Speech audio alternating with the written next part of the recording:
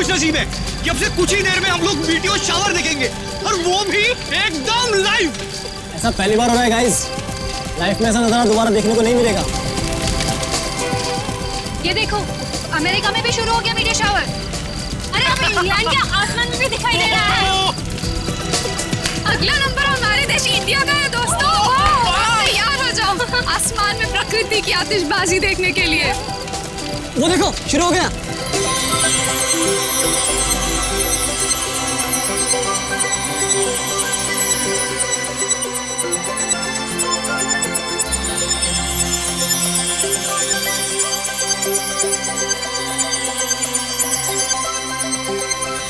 ये मेरी जिंदगी का सबसे खूबसूरत पल है। ऐसा नजारा तो मैंने पहले कभी नहीं देखा।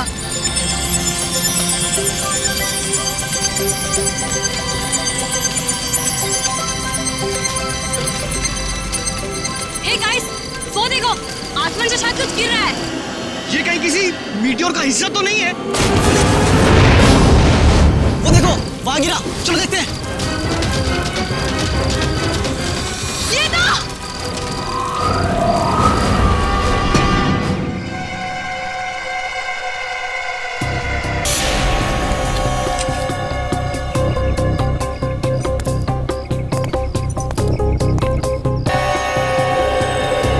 लाश की हालत तो बहुत खराब है, हड्डियां वगैरह चकनाचूर हो गई है। हाँ सर, लेकिन ऐसा तो तभी हो सकता है जब कोई काफी ऊंचाई से गिरा हो। लेकिन सर, यहाँ कोई बिल्डिंग तो है नहीं, चारों तरफ खुला मैदान ही है। लाश आसमान से गिरी है, वरना इसकी इतनी बुरी हालत नहीं होती।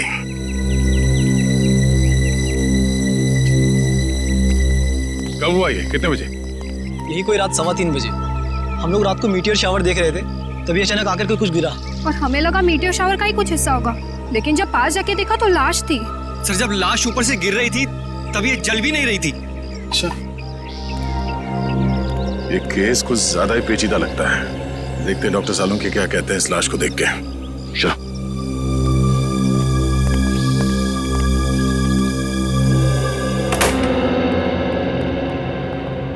अरे सालुंके साहब, कुछ पता चला? हाँ, फिलहाल तो इस आदमी की उम्र पता चली है, और वो भी डॉक्टर तारिका ने ही पता किया होगा।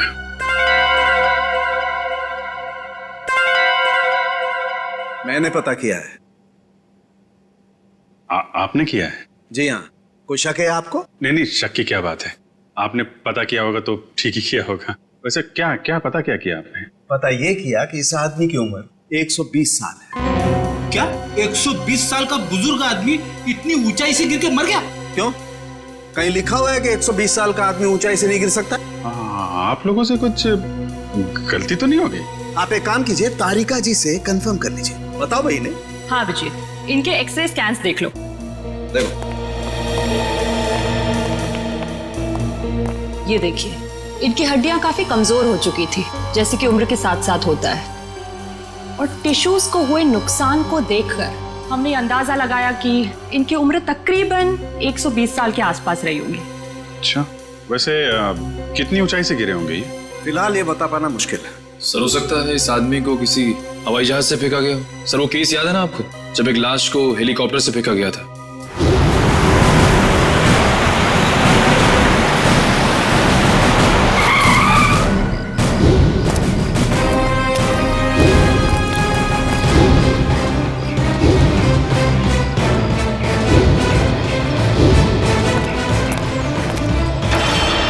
सर, या फिर हो सकता है हॉट एयर बलून से, या फिर स्काई डाइविंग कर रहा होगा। अरे कैसी बातें कर रहे हो तुम लोग यार, 120 साल का बुजुर्ग आदमी स्काई डाइविंग करेगा, हॉट एयर बलून से कूदेगा? वैसे भी हमें वहां पे कोई पैराशूट वगैरह तो मिला नहीं था।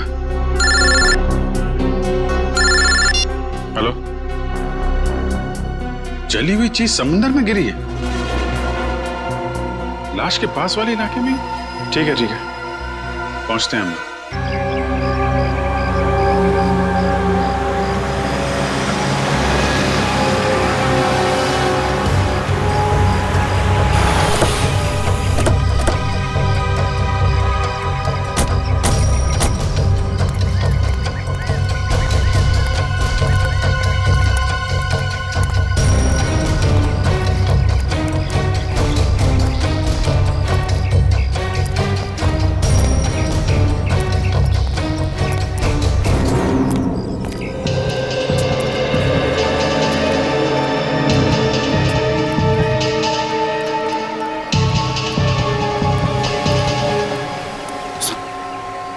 कुछ पता चला क्या गिरा था समंदर में? नहीं सर, समुद्र में क्या गिरा अब तक कुछ पता नहीं चला।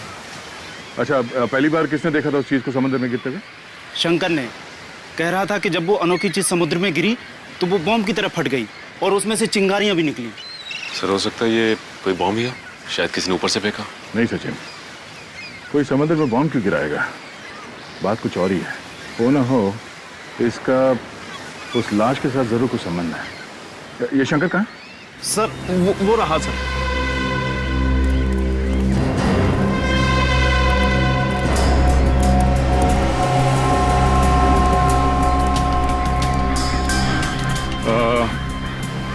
तुम शंकर हो?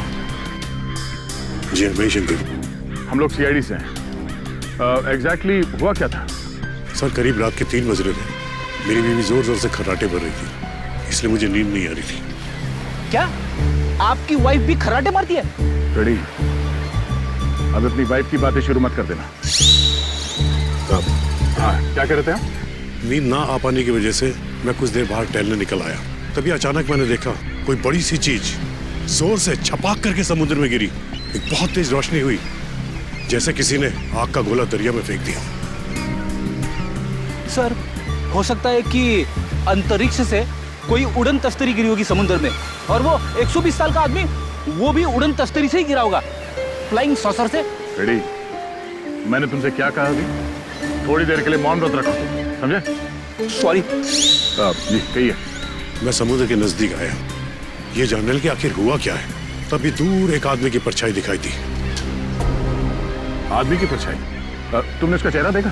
नहीं साहब, अंधेरा बहुत था, सिर्फ परछाई दिखी। वो आदमी समुद्र से निकला और वहां उस तरफ चलकर जाने लगा। फिर क्या हुआ? मैं उस आदमी का पीछा करने लगा क्योंकि मुझे शक था, पर वो आदमी वहां सड़क पर चलकर एक कार में बैठ गया और चला गया। कार का नंबर देखा है तुमने? नहीं साहब, नंबर तो नहीं देखा, लेकिन हाँ वो सिल्वर कलर की बैक्स्टर गाड़ी थी। उसने गाड़ी चाबी से खोली या? नहीं साहब, वो कार उसकी नहीं थी, क्योंकि उसने बहुत तिगड़म करके कार का दरवाजा खोला था। सर फिर तो कार चोरी की होगी। Thank you. अब ये पता करना पड़ेगा कि शहर में कितनी सिल्वर रंग की बैक्स्टर कार है जो चोरी हुई है और उनके नंबर्स क्या क्या हैं। सर स्पेक्ट्रोमीटर टेस्ट की रिपोर्ट आ गई है। देखिए मुझे लाश के कपड़ों में से क्या मिला है। क्या मिला है?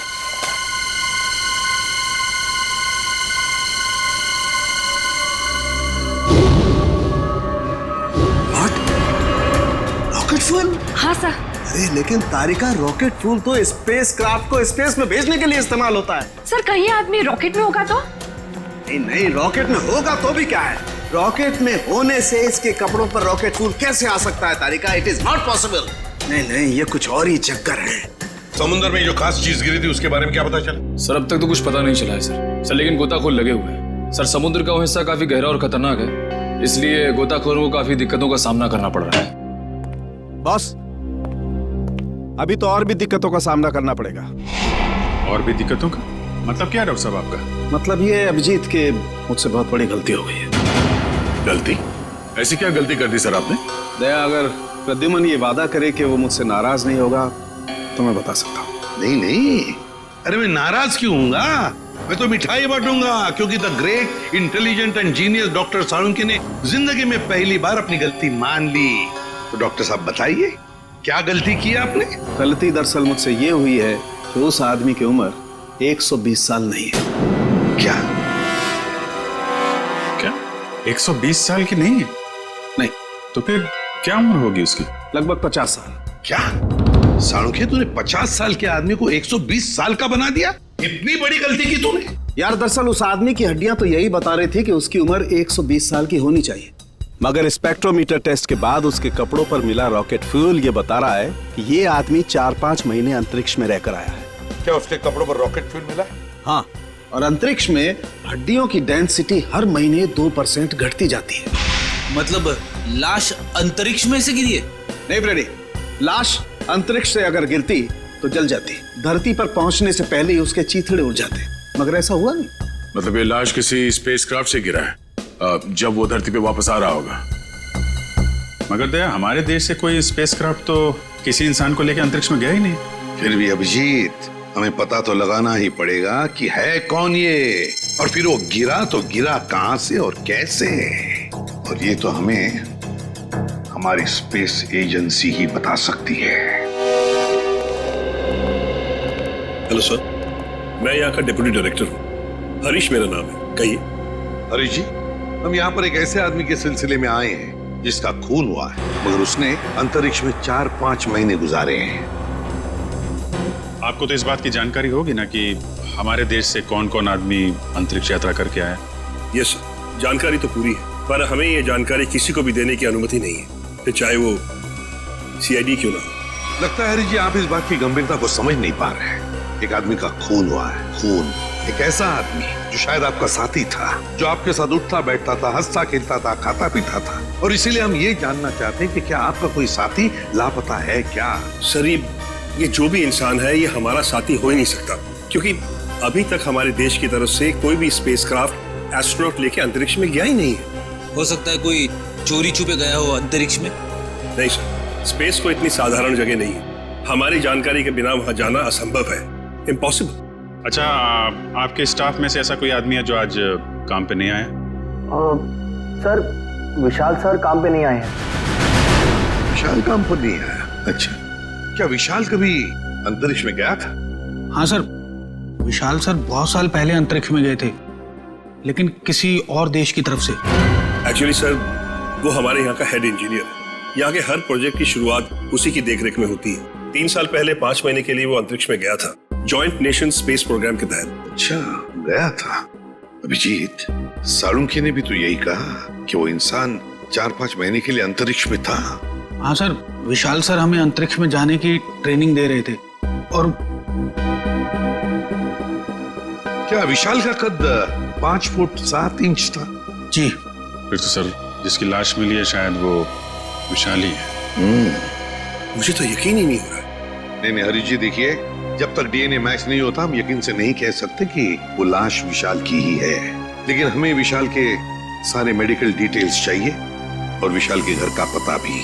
जी।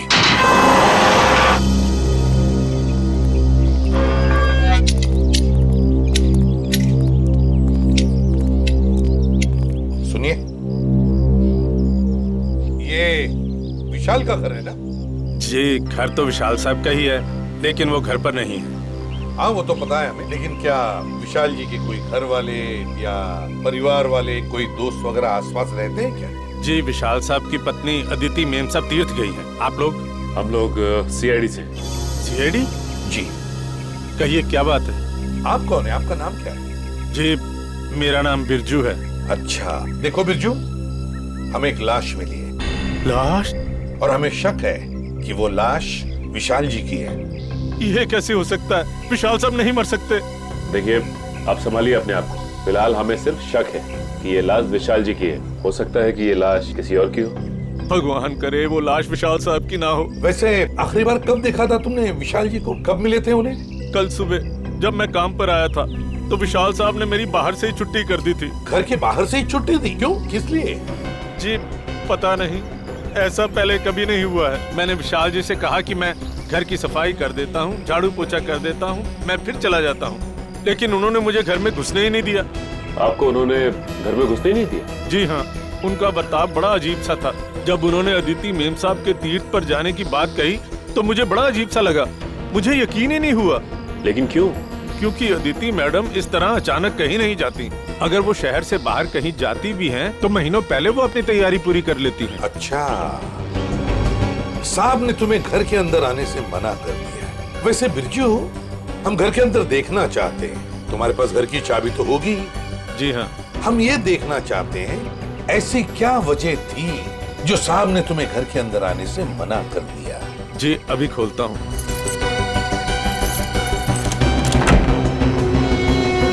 आइए साहब। सचिन, घर को अच्छी तरह से देखते हैं, देखते कुछ मिलता है क्या। चलो।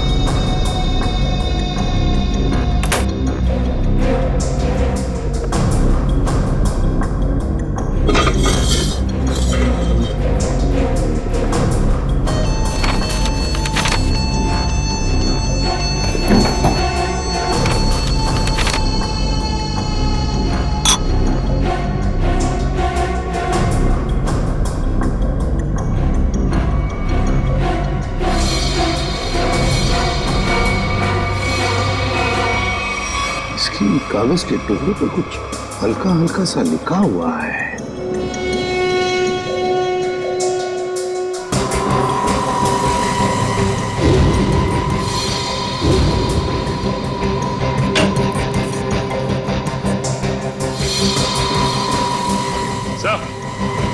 हाँ सच। ये देखिए सर, जूतों के निशान पूरे इस खिड़की से इस घर के अंदर आया है। इसके जूतों के निशान इस पेपर पे भी है सर। सचिन, घर की हालत को देखकर तो ऐसे नहीं लगता कि घर में कुछ चोरी हुई है, लेकिन जो भी इस घर में इस खिड़की से घुसा है वो या तो इस घर का आदमी है या फिर कोई ऐसा आदमी जो इस घर के बारे में और घर के लोगों के बारे में अच्छी तरह से जानता है और किसी खास मकसद से ही इस घर में घुसा है, किसी खास मकसद से। दया, वो चोरी हुई गाड़ी के बारे में क्या पता चला? सर जगह जगह पुलिस चेकिंग कर रही है, बहुत जल्द गाड़ी मिल जाएगी। साळुंखे, तू यहाँ क्या कर रहा है? वो लगता है फिर से गलती करके आ गया ये। यार प्रद्युमन, तुम कभी सुधरोगे नहीं क्या यार? अरे यार नहीं, कोई मजाक नहीं, ठीक है। आगे से तुम किसी ऐसे इंसान से काम कराओ जिसने अपनी जिंदगी में कभी कोई गलती नहीं की। मैं जा रहा हूँ, बाय। अरे सर, डॉक्टर तारिका। क्या? मेरे कहने का मतलब है सर कि तारिका जी अकेली पड़ जाएंगी अगर आप चले गए तो। अच्छा, तो मतलब आपको तारिका जी की फिक्र है, सालुके की फिक्र नहीं है ना? ठीक है, तो मैं जा रहा हूँ, ठीक है, बाय। यार लेकिन जो बात बताने के लिए आया था वो तो बता के जा। वो आप इनकी डॉक्टर तारिका जी से पूछ लीजिएगा। मैं जा रहा हूँ, बाय। अच्छा ठीक है, बाय। 1 मिनट में वापस आ जाएगा।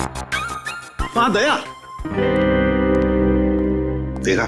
देखो दया, मैं ना सिर्फ और सिर्फ तुम्हारी वजह से वापस आया हूँ। हाँ, क्योंकि मैं जानता हूँ एक सिर्फ तुम हो जो मुझे अच्छी तरह से समझते हो, बाकी ये लोग तो मेरी नौकरी छीनने पर लगे हुए हैं। सर वो मैं नहीं, कुछ कहने की जरूरत नहीं है, मैं तुम्हें बहुत अच्छी तरह से समझता हूँ। वैसे समझता मैं इन लोगों को भी बहुत अच्छी तरह से हूँ। तो ऐसे दया, जो बात तुझे बताने के लिए आया था जरा पूछ ले, क्या बात है?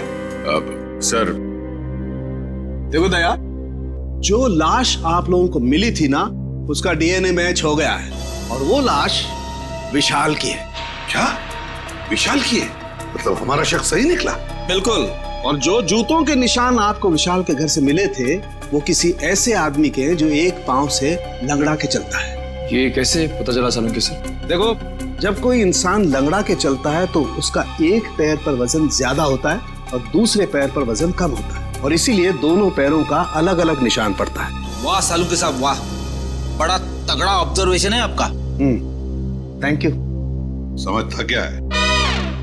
वैसे साळुंखे यार, वो कागज के टुकड़े जो मिले थे विशाल के घर से, उन पर कुछ लिखा हुआ था, वो क्या है?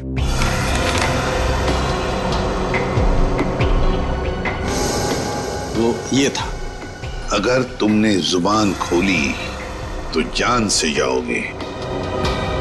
विशाल को धमकी? लगता है विशाल कोई राज जान गया था सर, और इस राज की कीमत उसे अपनी जान गंवा के देनी पड़ी। सर खूनी जरूर इस स्पेस एजेंसी का ही कोई होगा सर, या फिर आसपास का कोई होगा, वरना स्पेसक्राफ्ट या हवाई जहाज से उसे नीचे फेंकना मुश्किल है सर। बिल्कुल वैसे ही हुआ होगा। बॉस, अभी सालुके के सुरागों की पोटली खाली नहीं हुई है। और भी कुछ बाकी है क्या? हाँ, एक ऐसी चीज जो आपको खूनी के एकदम नजदीक तक ले जाएगी। तो बताइए ना डॉक्टर साहब। देखो दया, इन लेटर्स को गौर से देखो। इस आदमी ने ये लेटर्स कैपिटल में लिखे हैं ताकि अपनी हैंडराइटिंग को छुपा सके, लेकिन इनको जरा गौर से देखो। ये लेटर्स कहीं कहीं पर हिले हुए हैं, कमजोर है। मुझे लगता है इस आदमी का हाथ कांपता था जब ये लिखता था। कमाल है सर, धमकी भरा खत लिखता है और लिखते वक्त हाथ भी कांपता है। डर की वजह से? बिल्कुल सही फ्रेडी, डर की वजह से ही। दरअसल इसके हाथ में कोई तकलीफ थी, न्यूरोटिक तकलीफ। जब ये डरता था, इस आदमी का हाथ कांपता था। जब इसने ये नोट लिखा, ये डरा हुआ था, इसीलिए इसका हाथ कांप रहा था और ये अक्षर इस तरीके से बने। हाथ में तकलीफ? विशाल सर बहुत साल पहले अंतरिक्ष में गए थे, लेकिन किसी और देश की तरफ से। सर वो घटोत्कच, विशाल का असिस्टेंट। विशाल कुछ लोगों को ट्रेनिंग दे रहा था अंतरिक्ष में जाने के लिए। ये घटोत्कच भी उनमें से एक था। मगर अभिजीत, अंतरिक्ष में जाने के लिए वो आदमी मानसिक तौर पर और शारीरिक तौर पर बिल्कुल फिट होना चाहिए, हट्टा कट्टा होना चाहिए। इस घटोत्कच को क्यों सिलेक्ट किया गया? उसके तो हाथ में तकलीफ है। और घटोत्कच के इस कमजोरी के बारे में विशाल को पता चला, इसलिए शायद घटोत्कच ने विशाल को अपना मुंह बंद रखने के लिए उसे जान से मारने की धमकी दी होगी। ये हो सकता है। हाँ रजत, क्या? देखो, सभी पुलिस स्टेशन में खबर कर दो, उसकी फोटो भिजवाओ, सब जगह नाकाबंदी करवा दो। ओके? क्या हुआ? सर, ये विशाल की पत्नी अदिति, ये किसी तीर्थ यात्रा पे नहीं गई है। उसने किसी भी बस, ट्रेन या फ्लाइट की टिकट बुक नहीं करवाई। वो गायब है। अदिति गायब है? गायब है अदिति? तो फिर ये गई कहां? और फिर विशाल को मारा किसने और क्यों मारा? इन सारे सवालों का जवाब तो अब घटोत्कच ही देगा। घटोत्कच।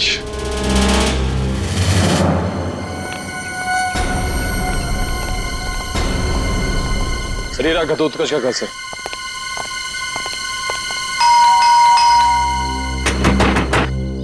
दरवाजा खोल ही नहीं रहा है। पीछे से कुछ आवाज है? हाँ।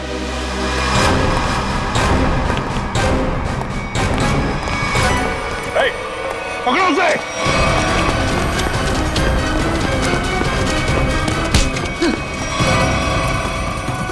सीआईडी से भाग रहा है?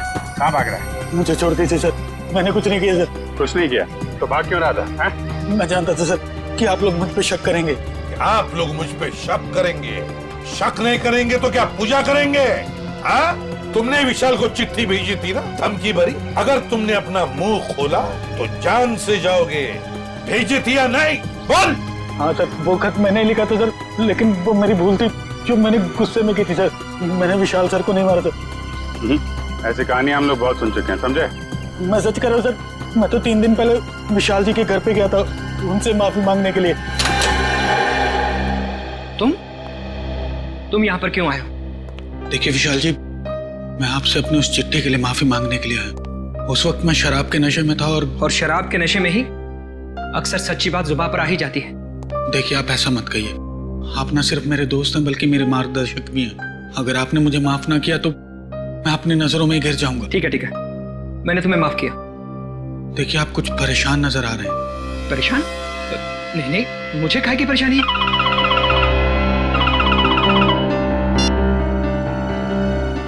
हेलो जी, ठीक है, आप जैसा कहेंगे मैं बिल्कुल वैसा ही करूंगा, लेकिन मेरी पत्नी पर कोई आंच नहीं आनी चाहिए। आदिति किडनैप हो गई और फिर किडनैपर आदिति को कोई नुकसान ना पहुंचाए, इसलिए विशाल ने ऐसी कहानी बनाई कि आदिति तीर्थ यात्रा पर चली गई। दया का फोन आ गया। अच्छा, चोरी की गई गाड़ी का पता चल गया। एक्सीलेंट।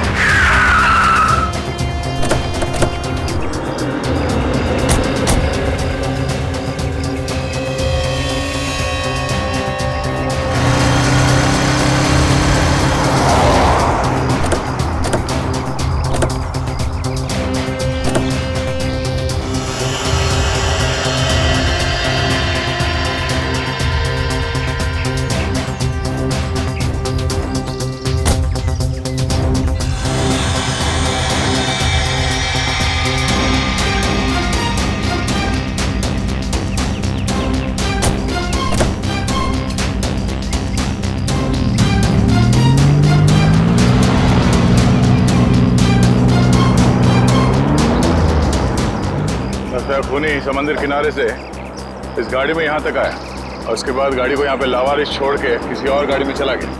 लेकिन सर, गाड़ी में तो कुछ भी नहीं मिला।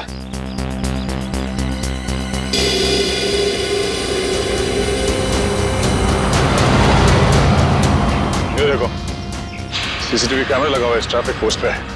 जरूर उस खूनी का चेहरा इस कैमरे कैद हो गया होगा। एक लिए काम करो, आरटीओ को कांटेक्ट करो और इस कैमरे की फुटेज ले लो। सर, हेलो, क्या अदिति मिल गई? कौन सा हॉस्पिटल में है? हेलो सर, मैं इंस्पेक्टर प्रशांत। हाँ, मैंने ही आपको फोन किया।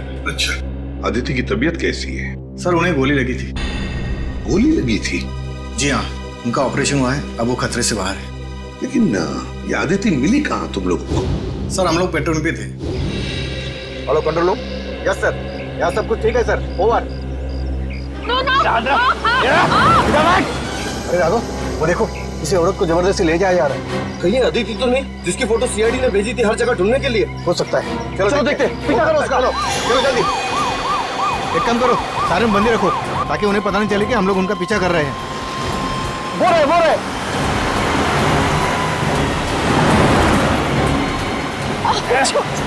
जाने दो मुझे, जाने दो ना मुझे।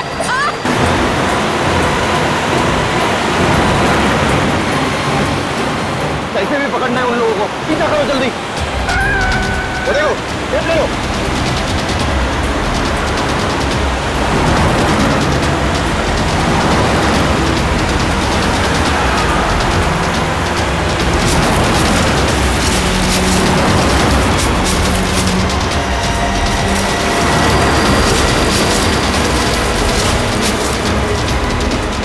जाने दो ना मुझे।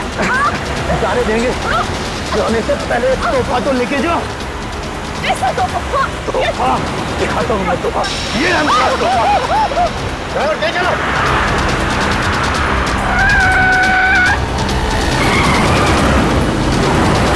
और तेज driver.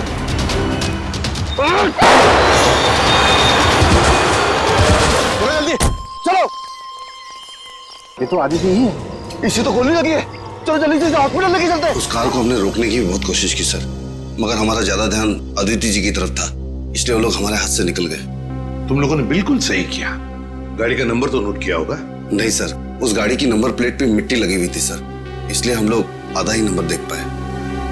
Good job. Thank you. हम लोग आदिति से मिलते हैं। जी सर।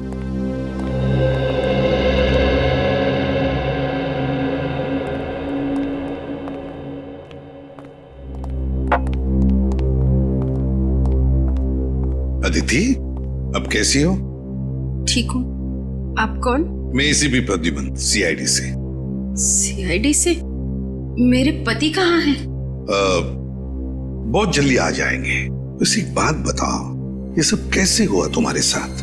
2 दिन पहले जब मैं सब्जी मंडी से घर लौट रही थी, कुछ लोग मुझे अपने गाड़ी में डालकर साथ ले गए। उनमें से किसी का चेहरा देखा आपने? नहीं, उन्होंने अपने चेहरे पर मास्क डाल रखा था। ओह, मास्क पहन रखा था। वैसे कहाँ लेकर गए वो तुम्हें, कुछ बता सकती हो? पता नहीं, उन लोगों ने मुझे कुछ खिलाकर बेहोश कर दिया था। एक अंधेरे कमरे में रखा था और वो मुझे विशाल के काम के बारे में सवाल पूछ रहे थे। विशाल के काम के बारे में? तो तुमने क्या कहा? मैंने उन्हें कहा कि विशाल अपने काम के बारे में मुझसे कोई बातचीत नहीं करते, लेकिन उन्हें लगा कि मैं झूठ बोल रही हूँ। नहीं आदित्य, देखो जिन्होंने भी ये किया है ना तुम्हारे साथ, उनको हम कड़ी से कड़ी सजा दिलवाएंगे, ये मेरा वादा है। आप उन्हें मत छोड़िएगा, वो लोग देशद्रोही है। कुछ देर बाद उनका बॉस भी उसी कमरे में आया और उसने मुझसे कहा कि विशाल मुझसे ज्यादा अपने देश से प्यार करते हैं। मैंने उन्हें जवाब दिया कि मुझे गर्व है कि विशाल पहले एक अच्छे नागरिक है और फिर एक अच्छे पति। बिल्कुल सही कहा तुमने, बिल्कुल सही कहा। और सच कहूं, हमें भी तुम पर गर्व है, क्योंकि तुमने ये सब किया ना इसकी वजह से। अच्छा बताओ, क्या तुमने उस आदमी का चेहरा देखा? नहीं सर, उसने भी अपने चेहरे पे मास्क डाल रखा था, लेकिन हाँ, गुस्से में आकर मैंने उस पर झपटकर हमला किया था। अच्छा? उसकी गर्दन पर खरोच आ गई थी। उस आदमी के गर्दन पर खरोच आई थी? तो फिर सचिन, जरूर आदिति की नाखून में उस आदमी की चमड़ी के अंश होंगे, उस आदमी के चमड़ी के अंश होंगे। हाँ निखिल, ट्रैफिक सिग्नल का फुटेज रेडी है? हाँ सर, रेडी है। चलो देखते हैं।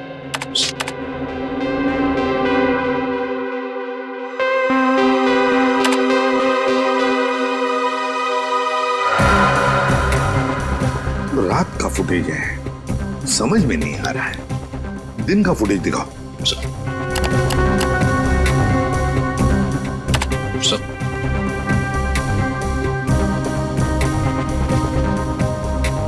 कोई आदमी गाड़ी की तरफ चलते हुए आ रहा है।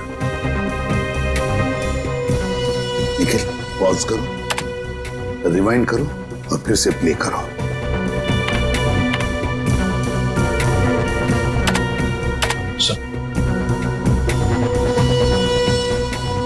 और जो जूतों के निशान आपको विशाल के घर से मिले थे वो किसी ऐसे आदमी के जो एक पांव से लंगड़ा के चलता है। बाएं पैर से लंगड़ा भी रहा है। कहीं ये हमारा खूनी तो नहीं? सर मगर ये आदमी है कौन? इसका चेहरा तो दिख ही नहीं रहा है। पता चल जाएगा फ्रेडी, ये है कौन ये पता चल जाएगा। लाल जूते जो पहने हैं। निखिल, रिवाइंड करो, जूम करो जूतों पर।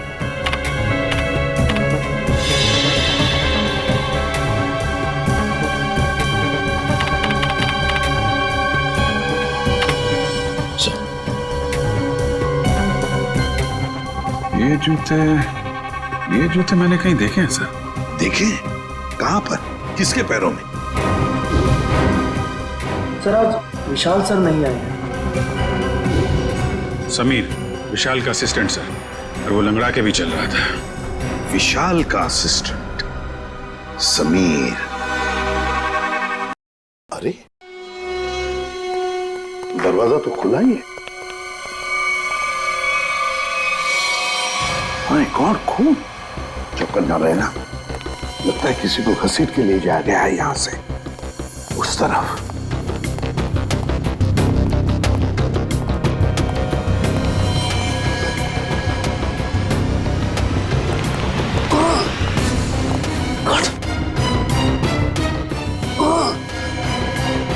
सर ये तो समीर है। समीर? जल्दी से एम्बुलेंस बुलाओ। समीर, घबराओ मत। देखो हम लोग सीआईडी से। हेलो, कुछ नहीं होगा, एम्बुलेंस बुलाई है हमने। क्या क्या कह रहे हो?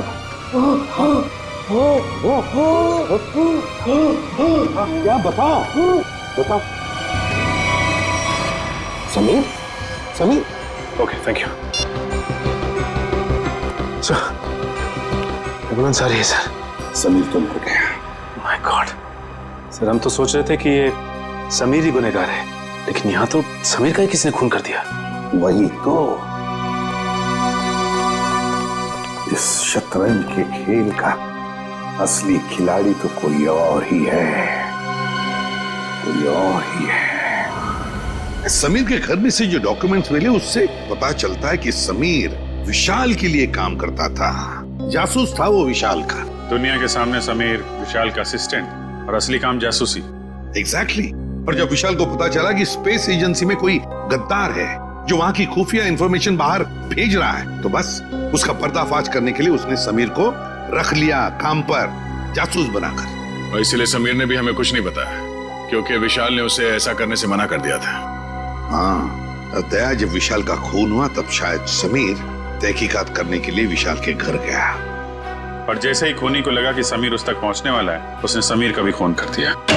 बॉस, आसानों के अदिति के नाखूनों में चमड़ी के अंश मिले? हाँ मिले ना, उसके नाखूनों में चमड़ी के अंश मिले। तो जब मैं आप लोगों को बताऊंगा कि उस चमड़ी का डीएनए किसका था, आप लोग दंग रह जाएंगे। डॉक्टर साहब, रियलिटी शो के विनर का नाम अनाउंस करने जैसा सस्पेंस मत बढ़ाइए। नाम बताइए ना प्लीज। बॉस, उस आदमी का नाम है deputy director Harish. Hello sir, मैं यहाँ का डिप्टी डायरेक्टर हरीश मेरा नाम है। क्या? Deputy director Harish? तभी तो समीर मरते वक्त हाँ हाँ हाँ ऐसे कर रहा था। क्या क्या कह रहे? समीर कहना चाहता था हरीश, वो हरीश का नाम लेना चाहता था।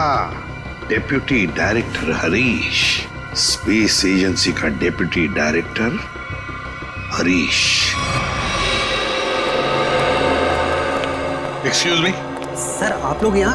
जरा हरीश जी को बुलाइए। कहाँ है वो? सर वो तो कुछ ही घंटे पहले चले गए। चले गए? कहाँ गए, कुछ पता है आपको? नहीं सर, वो बड़ी जल्दी में थे, इसलिए बिना कुछ बताए निकल गए। कोई बात नहीं, हम पता लगा लेंगे। उनके गाड़ी का नंबर दीजिए। जी। हेलो, हाँ बोल रहा हूँ। कहाँ पे? एमआई इलाके में? ठीक है, ओके सर। हरीश की गाड़ी एमआई इलाके में देखी गई है सर। एमआई इलाके में? हाँ सर। शेयर जरा नक्शे में चेक करो, एमआई इलाके में हरीश कहाँ जा सकता है? सर सर एमआई इलाके के आगे तो बॉर्डर है, हमारे राज्य की सीमा, और ये बॉर्डर एमआई इलाके से 15 किलोमीटर दूर है। तो ये उड़ान भर के हरीश अपना घोंसला कहीं और बनाना चाहता है। और सर उड़ान भरने के लिए पास में ही एक रनवे और एयरफील्ड भी है। फिर तो सर ये शहर से नहीं देश से बाहर निकलने का प्लान बना रहा होगा। तो चलो इसके प्लान का आज क्लाइमैक्स कर देते हैं।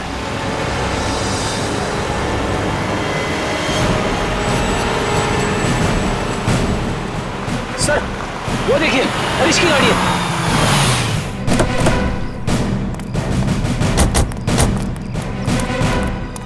सर गाड़ी तो खाली है सर, तो लगता है भाग गया है हरीश। लगता है वो एयरफील्ड की तरफ गया है।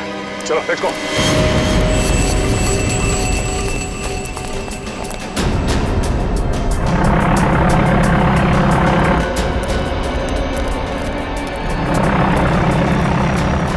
सर उसका प्लेन तो टेक ऑफ करने वाला है। सर अगर ये विदेश चला गया तो इसे पकड़ना और भी मुश्किल हो जाएगा। कहीं नहीं पहुंचेगा ये। Oh no.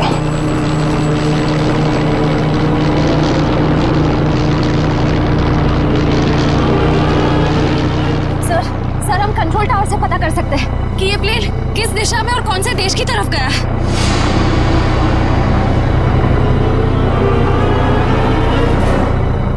पता तो कर सकते हैं श्रेया, मगर क्या सर? पता नहीं क्यों मुझे ऐसा लग रहा है कि हम अब भी असली खूनी तक नहीं पहुंचे हैं। सर इस हरीश तक पहुंचते पहुंचते रह गए सर। नहीं निखिल, असली खूनी ये हरीश नहीं है। हरीश नहीं है तो फिर कौन है सर? अब मेरी समझ में आ रहा है कि सब किसका किया धरा है। चलो। तुम लोगों को अपने बुरे कर्मों की सजा जरूर मिलेगी। सारा गुनाह तुम लोगों ने किया और इल्जाम मेरे मत्थे मर दिया। बात तो तेरी ठीक है, मगर सीआईडी कभी पता नहीं कर पाएगी कि असली मुजरिम कौन है, क्योंकि हमने तुम्हारे बैंक अकाउंट में पूरे 15 करोड़ रुपए डलवाए। 15 करोड़ रुपए? हाँ 15 करोड़ रुपए, जिससे उनको लगेगा कि तुमने अपने जमीर का सौदा कर दिया है 15 करोड़ रुपयों के लिए, और अब देशद्रोही बन गए। शर्म आनी चाहिए तुम लोगों को। शर्म तो हमें आने से रही, अब तू एक अच्छे बच्चे की तरह उस नए मिशन की पूरी जानकारी हमें देते। चल। नहीं, कभी नहीं। मैं रुपयों के लिए अपने देश को कभी नहीं बेचूंगा, कभी नहीं।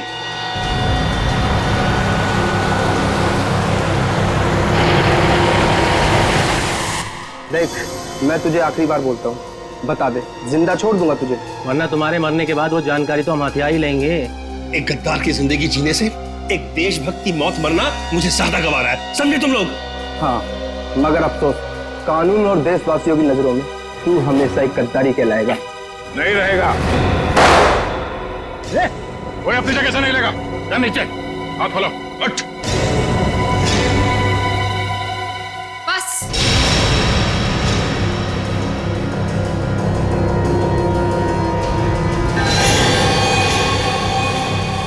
बहुत हो चुका ये नाच गाना, अब काम की बात करें। हाँ, काम की बात भी हो जाएगी। अदिति, तुम लोग मुझे देखकर चौंके नहीं? नहीं, हमें पहले ही पता चल गया था। ज्यादा चालाक बनने के चक्कर में तुम खुद अपनी जाल में फंस गई। तुम्हें याद है, तुमने कहा था कि 2 दिन पहले तुमने हरीश के गले को खरोचा था। हा? मैंने उस पर झपटकर हमला किया था। अच्छा? उसकी गर्दन पर खरोच आ गई थी। हाँ तो? मगर जब हम हरीश से मिलने स्पेस एजेंसी गए थे, तब उसके गले पे खरोच का ऐसा कोई भी निशान नहीं था। नहीं सर, स्पेस को इतनी साधारण जगह नहीं है। हमारी जानकारी के बिना वहां जाना असंभव है। और हमसे मिलने के बाद हरीश के गले पे खरोच का निशान बनाया गया ताकि तुम हमें गुमराह कर सको। सर इन लोगों को बिल्कुल मत छोड़ना। इन लोगों के पास देश की एक ऐसी खुफिया जानकारी है जो ये अरबों रुपए में दुश्मन को बेचना चाहते हैं। अपनी जेब भरने के लिए देश की सुरक्षा का सौदा करने चली थी तुम। अब चलो, मायके चलने की तैयारी करो। तुम लोग ऐसे नहीं मानोगे। सीआईडी के ऊपर गोली चलाने की कोशिश कर रही हो? ये रहा उसका इनाम। बोलो, क्यों किया तुमने ये सब? मैं दुश्मन देश की जासूस हूँ। 8 महीने पहले मैंने विशाल से शादी की ताकि भारत की स्पेस एजेंसी की सीक्रेट्स और आने वाली प्रोजेक्ट्स की जानकारी मैं चुरा सकूं। मगर तुम्हारे पति विशाल को तुम्हारी हरकतों और हाव भाव पे शक हुआ और इसीलिए उसने तुम्हारे पीछे जासूस लगा दिए। विशाल को सिर्फ इतना ही शक था कि स्पेस एजेंसी में कोई गद्दार है, लेकिन वो ये नहीं जानता था कि गद्दार खुद उसकी पत्नी ही है। जब तुम्हें ये जासूसी वाली बात पता चली तो तुमने उस जासूस समीर को मार दिया और अपने आप को अगवा करने का प्लान बना लिया। क्योंकि मुझे लगा था कि मुझे छुड़वाने के लिए विशाल उन अगवा करने वाले लोगों को वो खुफिया जानकारी दे देगा, लेकिन शायद विशाल को मुझसे ज्यादा देश से प्रेम था, इसलिए विशाल ने उन्हें गलत इन्फॉर्मेशन दी और मुझे छुड़वा लिया। और तुम्हें इस बात का गुस्सा आया और तुमने विशाल को प्लेन से नीचे धक्का दे दिया। हाँ, मैंने प्लेन क्रैश करवाया था और खुद पैराशूट से नीचे आ गई। और फिर तुमने मुझे फंसाने का प्लान बनाया? क्योंकि मैं चाहती थी कि विशाल के खून का और इस सारी गद्दारी का इल्जाम तुम्हारे सर पर आ जाए। मगर तुमने कभी ये नहीं सोचा कि सीआईडी कभी ना कभी सच का पता लगा ही लेगी। तुम इस देश को बर्बाद करना चाहती थी, अब इस देश की खातिरदारी भी देख लो। फांसी के लिए तैयार हो जाओ तुम।